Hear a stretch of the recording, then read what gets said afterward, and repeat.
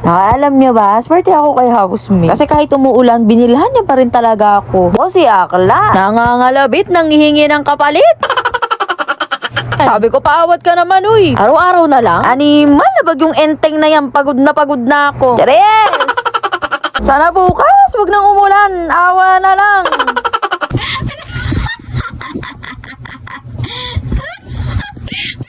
Aiden! Naku, nakamiss ko ang sumayaw. Bago yung rehearsal namin dati, nag-warm up kami. Sa sobrang bilis ng panahon, nabuang na to.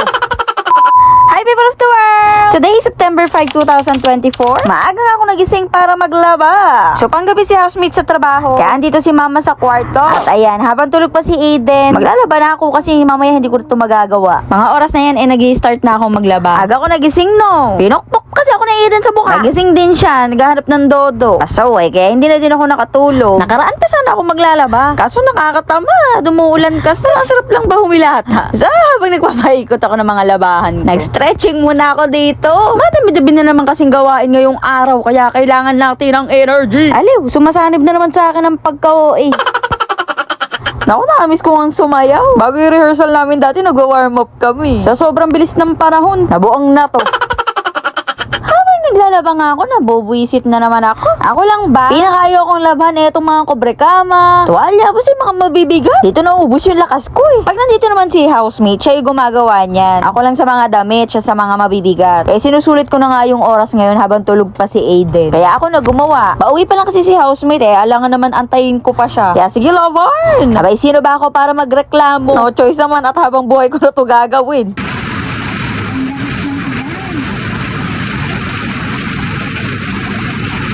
Pagkatapos ko nalaban yung mga damit namin, sinunod ko na dito mga damit ni Aiden. Baka tama rin na naman kasi ko. Maipunan na naman ako ng mga labahan. Sa mga 6:30, nandito na pala si housemate. Hindi na ako nakapag-video dahil gutom na ako. Nag-chat nga ako sa kanya kung pwede bumili siya ng McDo. Nag-i-grab kasi ako sa alak eh. Tsaka naglalambing lang talaga ako kay housemate. Alam niyo ba, swerte ako kay housemate. Kasi kahit umuulan, binilhan niya pa rin talaga ako. Diba nakamotor lang siya. Ay, i-claim ko na talaga. Sana magkaroon din kami ng 4 wheels para naman may bubong na yung service namin. Yung mga ganitong scenario yung nakakapagpakilig sa akin ngayon. At sobrang na-appreciate ko siya. Kaso, pagtapos ko maglaba, pagtapos namin kumain, syempre oras na para magpahinga, diba? Pagkahiga ako si Akla. Nangangalabit nang hihingi ng kapalit. Hindi talaga niya ako tinatantanan. Mga oras na yan. Sabi ko, paawat ka naman, uy. Araw-araw na lang. Animal na bagyong enteng na yan. Pagod na ako. Cheres! O si Akla, hindi na makatulog. Diyos ko po. Naghiniksik na naman sa akin. Ganyan yan sila magtatay. Kalaki pa ng space. Kaya talaga sumisiksik. Dahil yung nasa likod ko, may binabalak na naman yan. Sabi ko, tigilan mo ko ha. Tigilan mo ko. Pagod ako. Katapos ko lang maglinis. Kaya yan, nagtatantrums dyan. Sana bukas, wag nang umulan. Awa na lang. Kapag na natutulog si Aiden, gustong-gusto ko siya kinukuhanan ng video. Ewan ko bakit na-cute ako sa kanya. Kung paano kasi siya matulog, ganyan itsura ni housemate. 1 PM na nga nung nagising kami. Kumain na din kasi anong oras na. At ito na nga isa sa mga struggles namin ngayon. Ang pagpapakain kay Aiden. May time kasi na gustong-gusto niya kumain. May time din na ayaw niya talaga. Nangamot na lang kami ng ulo eh. Tignan nyo, tinatalikuran pa kami ng tatay niya.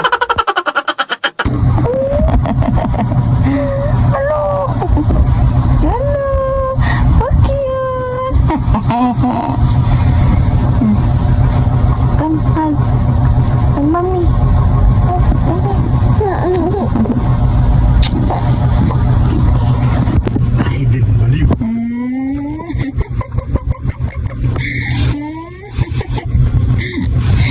Papasok na naman si Daddy. Pasok na. Dali i-vlog. Hi, people of the world. Lolo.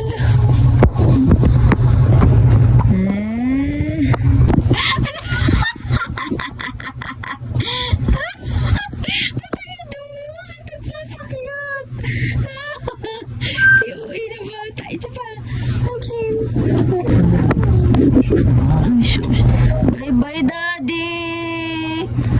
Bye-bye, Dada! Ba naon sa man ka, oy.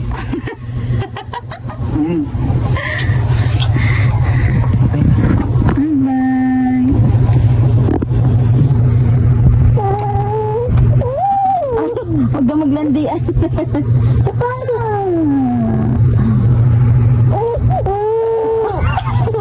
Mag-kiss? Bye-bye, Daddy! Love you, Dami. Bye-bye din. Bye-bye, Aiden. Ay, bye-bye, Aiden. Bye-bye, Daddy. Aiden! Aiden!